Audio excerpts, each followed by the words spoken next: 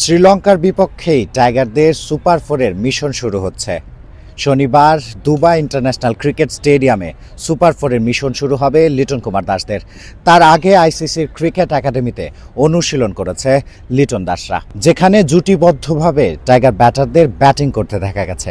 লিটন কুমার দাসের সঙ্গী ছিলেন পারভেজ হোসেন ইমন, জাকির আলী অনিক এবং নুরুল হাসান সোহান। দুজন একসঙ্গে জুটি বেঁধে ব্যাটিং করেছেন এবং আর এক নেটে কিন্তু দেখা গেছে সাইফ হাসান এবং তানজিদ হাসান তামিমের। তানজিদ হাসান তামিম এবং সাইফ হাসান তারা কিন্তু আফগানদের বিপক্ষে শেষ ম্যাচে তারা একসঙ্গে ওপেন করেছেন এবং পারভেজ হোসেন ইমনের জায়গাটা হয়নি। সুপার ফোরে পারভেজ হোসেন ইমনের দলে জায়গা পাওয়াটা একটু কঠিনই মনে হচ্ছে আপাতত।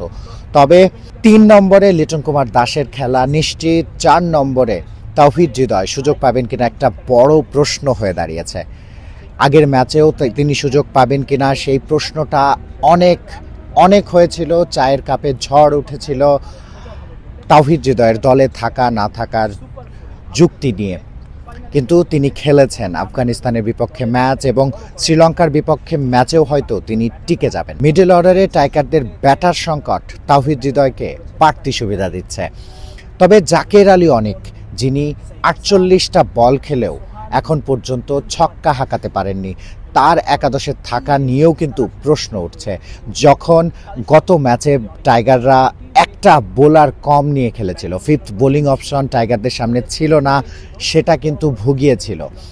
সাইফ হাসান এবং শামীম হোসেন পাটোয়ারি দুজন মিলে যে ৪ ওভার করেছিলেন, তারা কিন্তু সেখানে ৫৫ রান হজম করেছিলেন। সেটা নিশ্চিতভাবেই টাইগার টিম ম্যানেজমেন্টের সামনে আছে উদাহরণ হয়ে। তারা নিশ্চয়ই দুবাইয়ে সেরকম কিছু দেখতে চাইবে না। দুবাইয়ের স্পিন ফ্রেন্ডলি উইকেট, যেখানে আমরা ভারত পাকিস্তান ম্যাচে দেখেছি, হংকং শ্রীলঙ্কা ম্যাচে দেখেছি, স্পিন হেভি একাদশটা কিন্তু হয়। সেক্ষেত্রে শেখ মেহেদি হাসান তিনি দলে সুযোগ পাবেন কিনা সেটা একটা বড় প্রশ্ন। তিনি সুযোগ পেলে হয়তোবা নুরুল হাসান সোহান বা জাকির আলী অনিক দুজনের একজন বাদ পড়তে পারেন।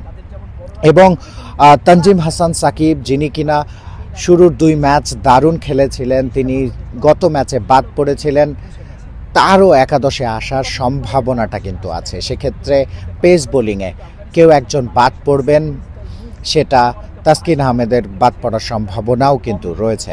টাইগাররা সেরা একাদশ নিয়ে মাঠে নামতে চাইবে।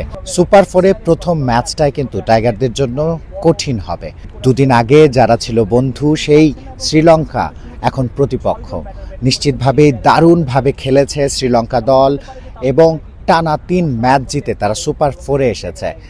তাদের বিপক্ষে কাজটা সহজ হবে না লিটন দাসদের, এবং সেই কারণেই একাদশটা সাজাতে হবে মন মতো এবং সেরা একাদশটাই, বারবার বলছি, সেরা একাদশটাই মাঠে নামাতে হবে। তাছাড়া সুপার ফোরে টাইগারদের ভালো করার সম্ভাবনা খুব একটা নেই।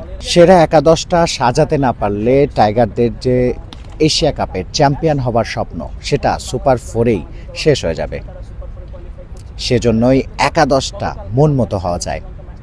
শিহাব হাসান খান, ক্রিকেট 97, দুবাই, সংযুক্ত আরব আমিরাত।